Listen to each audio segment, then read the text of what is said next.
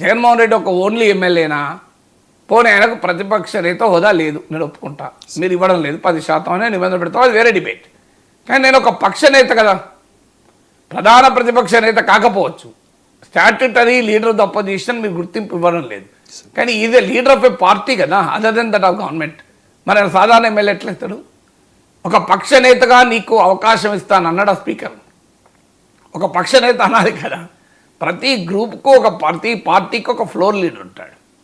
Floor లీడర్కు సమయం వేరుంటుంది, ఎమ్మెల్యేలకు సమయం వేరుంటుంది. ఫ్లోర్ లీడర్గా అయినా నేను రెస్పెక్ట్ చేస్తా అంటలేడే స్పీకరు. స్పీకర్ సభా సాంప్రదాయాలకు ఇంత విలువిస్తిగా సభ ఎట్లా నడుస్తుంది చెప్పండి, నాకు అర్థం కాదు. ఎమ్మెల్యేగా అంటే ఓపెన్గా చెప్తున్నాడు, నువ్వు నీ బతుకు ఎమ్మెల్యేనే రా సభకు అంటున్నాడు. అరే తిట్టపోరా నా కొడక అన్నాడు అంట. నేను తిట్టను రా వెదవా నా కొడక అన్నట్ట. అంటే ఏంటంటే అది స్పీకర్ సీట్లో ఉన్న వ్యక్తి కూడా అలా చేస్తే, పోనీ ఈయనేమన్నా ఈయన ఒక్కడే చేశాడా? అంతకుముందు ఉన్న స్పీకర్ ఎలా వెలగబెట్టాడో మనం చూశాం కదా.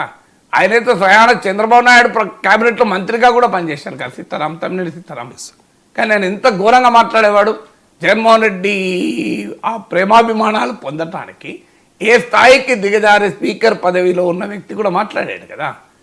సో తమ్మినేని సీతారాం మాట్లాడేటప్పుడు